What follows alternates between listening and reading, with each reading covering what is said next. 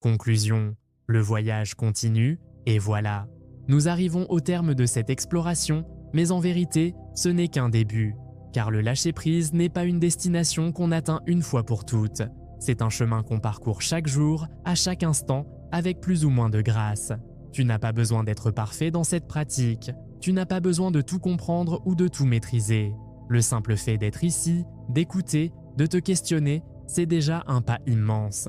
Ce que nous avons partagé aujourd'hui, ce ne sont pas des règles à suivre aveuglément. Ce sont des invitations à explorer ta propre vie avec plus de douceur, plus de conscience, plus de liberté. Peut-être que certaines choses ont résonné en toi, peut-être pas. Prends ce qui te parle, laisse le reste.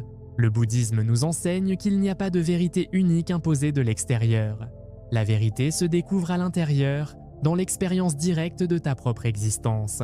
Alors, qu'est-ce que tu emportes de cette vidéo? Quelle graine a été plantée en toi aujourd'hui? Peut-être juste une question, un doute bienvenu, une respiration plus profonde. C'est suffisant. Je t'invite à continuer ce voyage à ton rythme, à revenir vers ces enseignements quand tu en ressens le besoin, à pratiquer le lâcher-prise non pas comme une performance, mais comme un acte d'amour envers toi-même.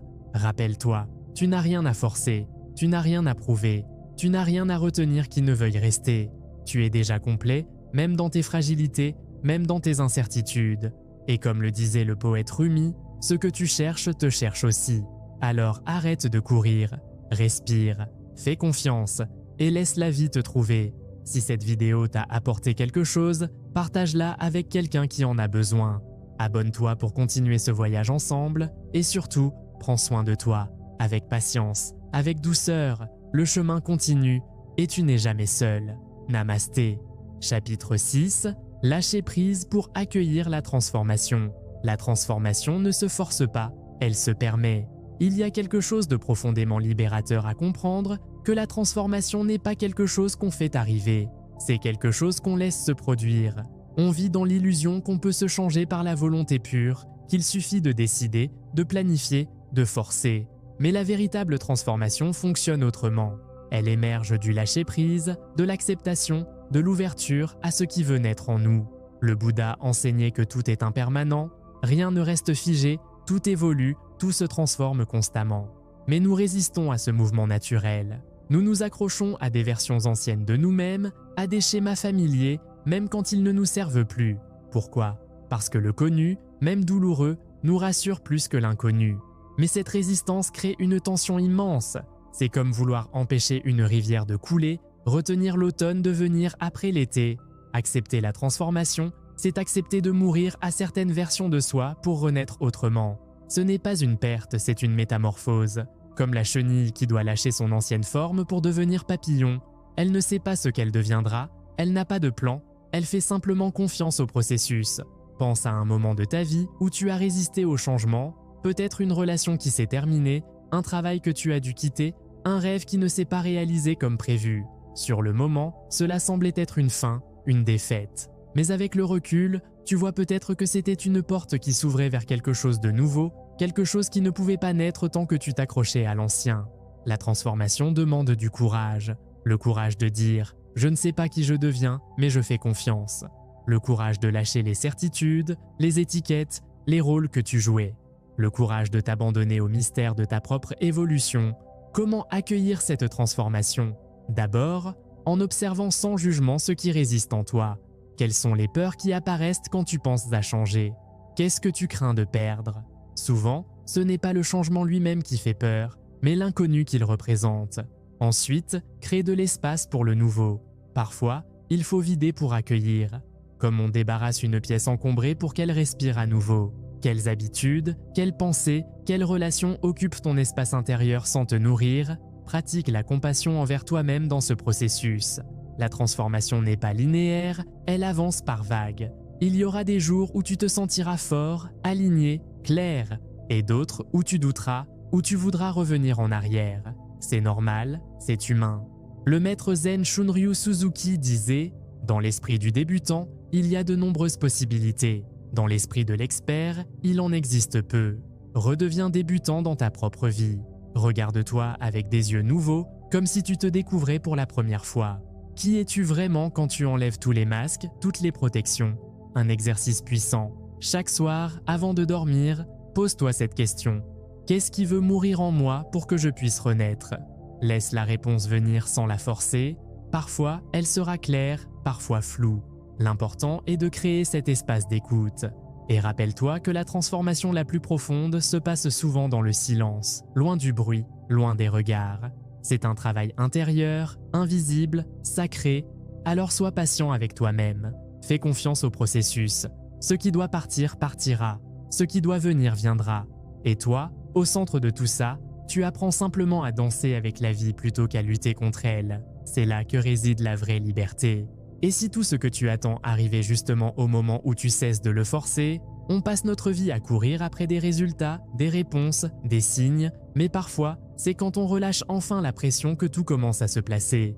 Le bouddhisme n'est pas une fuite du monde, c'est une autre façon de l'habiter, plus calme, plus consciente. Dans cette vidéo, on va explorer des idées simples mais profondes pour vivre avec moins de tension et plus de clarté, pour avancer sans s'épuiser à vouloir contrôler l'incontrôlable. Si tu sens que ce message te parle, tu peux t'abonner, liker ou simplement revenir quand tu en ressentiras le besoin. Ici, rien n'est pressé. Tu es au bon endroit. Bienvenue dans le silence du Bouddha. Commençons. Histoire zen. Le bol vide d'un jeune disciple demanda un jour à son maître « Maître, pourquoi ne puis-je pas recevoir les enseignements pleinement? Pourquoi ai-je toujours l'impression de ne rien comprendre ?» Le maître lui sourit doucement. Il prit une théière et commença à verser le thé dans la tasse du disciple. Lorsque la tasse fut pleine, il continua à verser. Le thé déborda, coula sur la table, sur le sol. Le disciple s'écria « Mais maître, la tasse est pleine, vous ne pouvez pas y mettre plus de thé. » Le maître posa calmement la théière et dit « Ton esprit est comme cette tasse. Tu viens avec tes certitudes, tes attentes, tes jugements. Comment pourrais-tu recevoir quelque chose de nouveau si tu ne vides pas d'abord ta tasse ? Avant d'écouter, pose ce que tu crois savoir. Respire. Sois comme ce bol vide. C'est là que commence le vrai enseignement. » Chapitre 1. Ce que tu cherches vient quand tu cesses de courir le piège de vouloir forcer. Et si notre souffrance venait en grande partie de ce réflexe presque invisible, celui de vouloir que les choses soient autrement qu'elles ne sont. On veut que la réponse arrive plus vite, que la personne change maintenant, que la situation évolue sans délai. Et plus on veut contrôler, plus la réalité nous échappe. On pousse, on insiste, on répète, on se fatigue et rien ne bouge. Le Bouddha a dit « Le désir est la cause de la souffrance ». Mais il ne parlait pas seulement du désir des choses matérielles, il parlait du désir de contrôler le cours de la vie, de refuser ce qui est, de s'agripper à ce qu'on ne peut pas retenir. On vit dans un monde qui valorise l'effort, la performance, l'obsession du résultat. On nous répète « N'abandonne jamais, batte-toi, va jusqu'au bout ». Mais personne ne nous dit que parfois, forcer détruit. Ce qu'on voulait protéger, on l'étouffe. Ce qu'on voulait faire grandir, on l'arrache avant que ça pousse. Le maître Lao Tse disait « L'homme sage agit sans forcer, il enseigne sans dire ». C'est ce qu'on appelle le Wu Wei dans le Tao, l'action juste sans tension, sans lutte. Une manière d'être en accord avec le mouvement naturel de la vie, tu l'as sûrement déjà vécu. Une relation qui ne fonctionne que si tu fais tous les efforts, des messages sans réponse, des attentes vides et plus tu donnes, plus tu sens que tu t'éloignes de toi-même. Ou un projet qui te tient à cœur, mais qui ne décolle pas malgré tes nuits blanches. Tu t'épuises, tu t'accroches, tu te perds. Et si le problème n'était pas ton envie mais la pression que tu y mets, ce besoin de tout faire arriver à ta façon, à ton rythme, comme si la vie te devait des résultats immédiats. Thich Nhat Hanh a dit « La paix est possible. Elle commence à l'instant où nous respirons consciemment, mais nous respirons rarement avec conscience. Nous agissons en apnée, nous décidons en tension, nous avançons à contre-temps. Alors, comment pratiquer autrement ? Commence par créer de l'espace. Avant d'agir, respire 3 fois lentement avant de répondre à un message chargé, de prendre une décision, de faire un choix important. Ces 3 respirations ne vont pas changer le monde, mais elles vont te changer toi. Ensuite, dépose ce que tu ne peux pas maîtriser. Répète intérieurement « J'ai fait ce que je pouvais, le reste ne m'appartient plus ». Ce n'est pas de la fuite, c'est de la sagesse. Observe ce qui résiste sans vouloir le briser. Demande-toi « Et si ce n'était pas le bon moment ? Et si je n'avais rien à forcer ?» La vie ne répond pas toujours à la vitesse que l'on espère. Elle pousse lentement comme une graine sous la terre. Ce n'est pas parce qu'on ne voit rien qu'il ne se passe rien. Le poète Rumi a écrit « ce que tu cherches te cherche aussi. Mais pour qu'il te trouve, il faut que tu arrêtes de courir. Chaque matin, prends quelques secondes pour t'ancrer dans cette phrase « Aujourd'hui, je n'ai rien à forcer. J'avance avec confiance, sans tension. » Tu n'as pas besoin d'y croire tout de suite, juste de l'essayer. Peut-être que ce que tu attends viendra, peut-être que non. Mais entre-temps, tu auras gagné quelque chose de précieux, la paix d'être là sans lutte. Et parfois, c'est justement quand tu arrêtes de forcer que les choses commencent à bouger. Chapitre 2. Lâcher ne veut pas dire fuir. Lâcher n'est pas abandonner. On confond souvent tout. On croit que lâcher c'est fuir, que si on cesse de s'accrocher, c'est qu'on n'y croit plus, qu'on est faible, qu'on abandonne. Mais il y a une différence immense entre lâcher prise et laisser tomber. Lâcher, ce n'est pas renoncer à ce qui compte, c'est renoncer à s'y accrocher avec douleur. C'est continuer à aimer, à espérer, à avancer sans se détruire en chemin. Le Bouddha a dit « Dans le lâcher-prise se trouve la liberté ultime ». Et pourtant on résiste. On s'attache aux idées, aux personnes, aux images mentales. On s'accroche à un passé qui ne reviendra pas, à un futur qu'on ne peut pas contrôler, à une version de nous-mêmes qu'on essaie de forcer. Mais plus on retient, plus on se tend. Et plus on se tend, plus on souffre. Imagine un poing fermé. Il te donne l'illusion de tenir, mais il fatigue, il enferme, il empêche. Ouvre la main, tu ne perds rien, tu t'allèges. Le lâcher-prise n'est pas une défaite, c'est un mouvement intérieur. C'est dire « j'accepte ce que je ne peux pas changer maintenant et je fais la paix avec ça ». Ce n'est pas facile parce que l'ego veut contrôler. Il veut une solution, il veut une garantie, il veut une promesse. Mais la vie n'en donne pas. Elle avance comme l'eau, souple, imprévisible, libre. Alors, on apprend à danser avec elle, pas à la diriger, mais à l'écouter, à sentir quand c'est le moment de poser l'effort et quand c'est le moment de relâcher. Une relation te glisse entre les doigts, tu as deux options, t'agripper plus fort ou regarder avec honnêteté ce qui s'éloigne et honorer ce départ. Un projet ne se manifeste pas. Peut-être qu'il a besoin d'un autre espace, d'un autre toit, peut-être que ce n'est pas un échec, juste un détour. Thich Nhat Hanh disait « Le vrai miracle, ce n'est pas de marcher sur l'eau, c'est de marcher sur la terre en pleine conscience. Et quand tu lâches, tu reviens à ça, à l'instant présent, à ce qui est déjà là, pas à ce qui pourrait être, pas à ce que tu veux sauver à tout prix, mais à ce qui vit maintenant. Comment pratiquer ce lâcher? Pas en une seule fois, pas dans la tête, mais par des gestes simples. Quand une pensée tourne en boucle, arrête-toi. Respire profondément et dis doucement, intérieurement. Ce n'est pas à moi de porter tout ça. Quand un attachement te serre, écris, mets en mots ce que tu crains de perdre, puis relis-toi et vois si c'est vraiment à toi ou juste une projection. Quand tu veux tout contrôler, observe tes mains. Sont-elles crispées? Ouvre-les. C'est un geste symbolique. Mais souvent, le corps sait avant la tête. Et quand le cœur te crie « Je ne veux pas lâcher », réponds-lui sans violence « Je ne t'abandonne pas, je t'écoute et je te libère ». Le lâcher-prise n'est pas l'opposé de l'amour. C'est l'amour sans possession, sans tension. C'est l'amour qui dit « Je te laisse libre et moi aussi ». Quand tu comprends cela, tu commences à vivre autrement, plus léger, plus vrai, plus proche de toi-même parce qu'il n'y a rien à forcer et surtout rien à retenir. Ce qui est juste reste, ce qui doit partir part, et ce que tu es ne dépend jamais de ce que tu arrives à garder. Chapitre 3. La douceur du non-effort. L'art de la patience consciente. La patience est une vertu dont on parle souvent, mais qu'on comprend rarement vraiment. Dans un monde où tout va vite, où l'instantanéité est devenue la norme, pratiquer la patience est devenu un véritable défi. Mais qu'est-ce que la patience au fond? Ce n'est pas simplement attendre, ce n'est pas subir le temps en silence en se résignant. La patience est une pratique consciente, un art de vivre, un engagement profond envers soi-même et la vie. Le Bouddha a enseigné que la patience est la mère de toutes les vertus. C'est la capacité de rester calme et centré face à l'adversité, à la frustration, à la douleur, sans laisser la colère ou l'impatience prendre le dessus.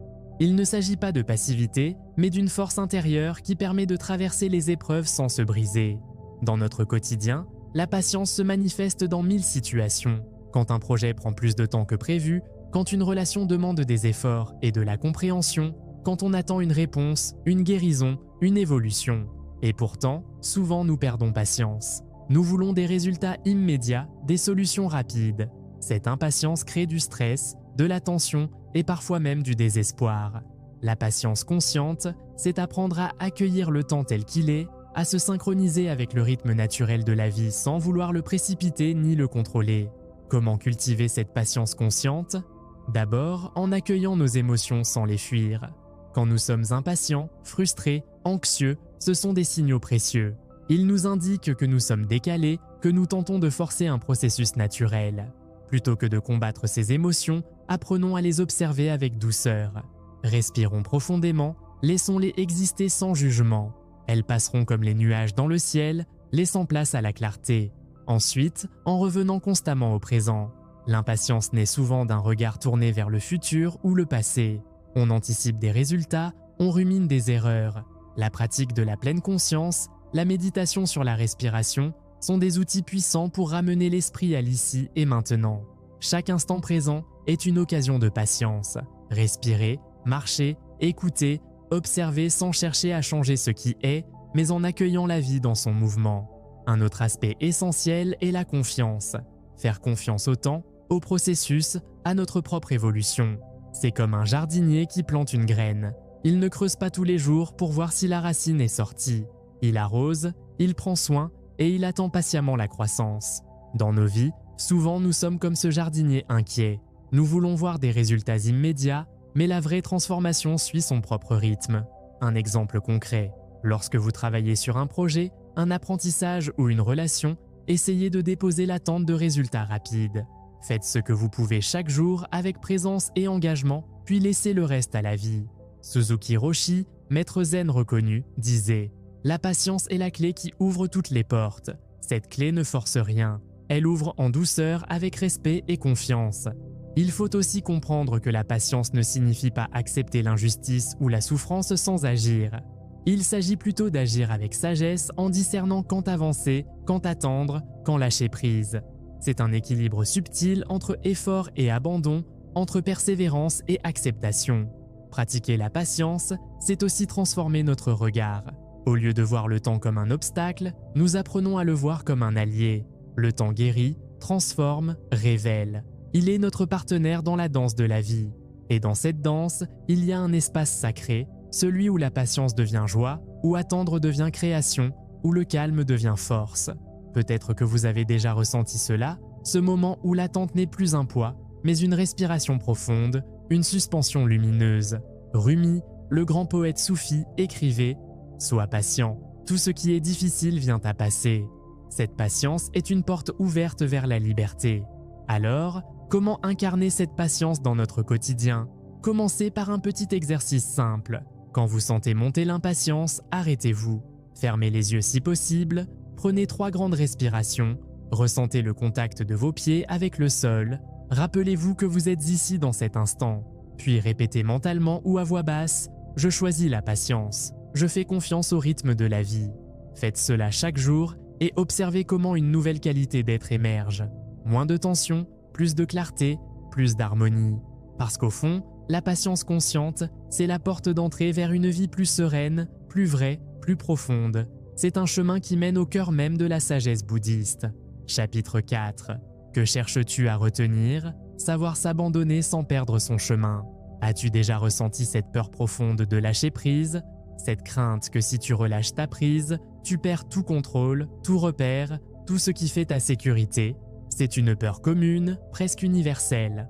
Le contrôle nous donne l'illusion d'être maître de notre vie, mais en réalité, cette illusion nous enferme dans un combat constant contre le flux naturel des choses. Alors, que signifie vraiment s'abandonner? Est-ce perdre son identité, son but, sa force, ou bien est-ce au contraire une manière de se reconnecter profondément à soi, à la vie, à l'instant?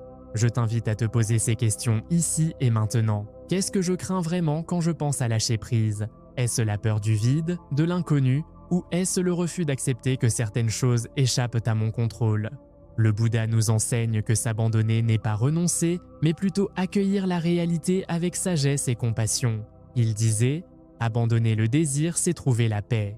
Mais ce n'est pas toujours facile d'abandonner les désirs, surtout ceux qui façonnent notre image, nos ambitions, notre avenir. Parfois, s'abandonner signifie devoir dire non à certains rêves, à certaines personnes, à certaines idées. C'est accepter que la vie nous guide vers d'autres chemins, peut-être inconnu, peut-être effrayant, mais porteur de transformation. Alors, comment trouver l'équilibre entre s'abandonner et garder son chemin? Il s'agit d'une pratique délicate, d'un art d'équilibriste sur le fil de la vie. Un exercice utile est de te demander « Qu'est-ce que je peux lâcher sans perdre ce qui est essentiel en moi? Qu'est-ce qui me sert encore? Et qu'est-ce qui me freine? Comment puis-je me libérer de ce qui m'enchaîne sans m'oublier ?» Dans la pratique bouddhiste, cela passe par la méditation, l'observation sans jugement, la patience.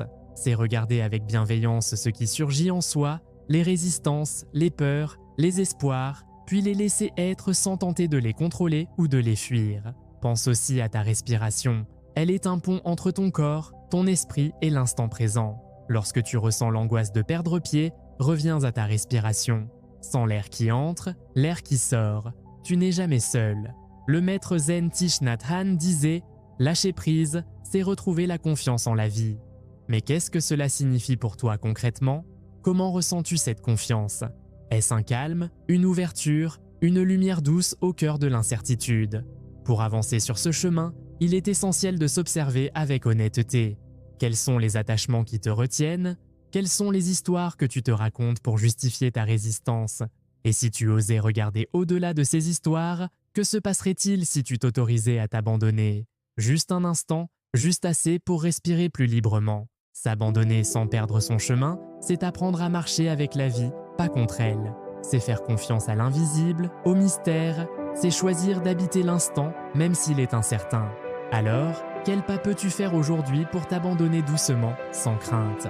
Quel geste simple, quelle pensée bienveillante, quelle respiration consciente? Prends un moment pour le sentir. Laisse ces questions s'imprégner en toi comme une graine qui germera au bon moment. Chapitre 5. Et si la vie savait mieux que toi? Le silence intérieur, le chemin vers la clarté.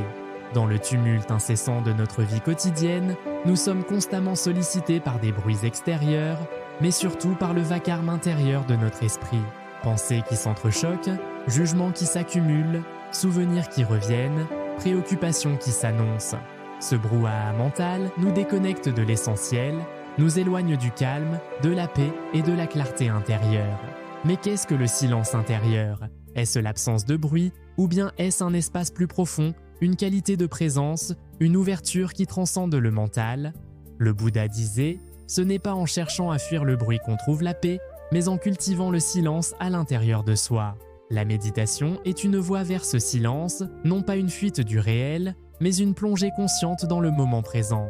C'est un acte d'accueil, une observation bienveillante de ce qui est, sans jugement, sans résistance. Pense-y un instant. Quand as-tu vraiment pris le temps d'être sans rien faire, sans penser à autre chose, sans courir après le temps ou les résultats? Quelle place accordes-tu réellement au silence dans ta vie? Le silence intérieur crée un espace entre toi et tes pensées, entre toi et les émotions qui traversent ton esprit. C'est ce lieu où tu peux observer sans te laisser emporter, où naît la clarté, la sagesse et la paix profonde. Pour explorer ce silence, voici un exercice simple. Ferme les yeux, porte ton attention sur ta respiration sans l'air qui entre, l'air qui sort. Écoute les sons autour de toi sans chercher à les nommer ou les juger. Prends conscience de ton corps, de ses sensations. Puis, laisse venir ce silence intérieur, cette présence calme et stable. Je t'invite à te poser ces questions. Qu'est-ce qui m'empêche d'atteindre ce silence? Est-ce la peur de ce qui est en moi? Est-ce l'habitude de toujours courir, de remplir chaque instant? Le silence intérieur n'est pas un vide, c'est une plénitude, une ouverture totale. C'est là que tu peux entendre ta vraie voix, celle qui va au-delà des pensées, des jugements, des peurs. Dans ce silence, la vie ne se présente plus comme une succession d'obstacles, mais comme une danse fluide dont tu fais partie. C'est là que le lâcher-prise devient possible, que la patience trouve son souffle, que la confiance en la vie grandit profondément. Ce silence est aussi une source de guérison. Il apaise les blessures du cœur, calme l'anxiété et t'aide à te reconnecter à ta nature profonde. Imagine un lac calme au petit matin. L'eau limpide reflète le ciel sans le troubler. Ce lac, c'est ton esprit quand il est en silence. La surface peut être agitée parfois, mais sous cette agitation, la profondeur reste intacte. Cultiver le silence intérieur est un chemin, une pratique qui demande constance et douceur. Chaque moment où tu choisis de revenir à cette présence, tu renforces cette paix intérieure. Alors, Comment peux-tu intégrer ce silence dans ta vie quotidienne? Peut-être en commençant par de petits instants. Quelques minutes de respiration consciente avant de te lever, un moment d'écoute attentive sans distraction, une promenade en pleine nature sans smartphone, un arrêt volontaire dans ta journée pour simplement être. Je te propose une dernière question pour cette étape. Es-tu prêt à offrir ce cadeau à toi-même? À laisser le silence habiter ton cœur même un instant? C'est dans ce silence que tout devient possible. C'est là que tu retrouveras la clarté nécessaire pour avancer sans forcer, avec confiance.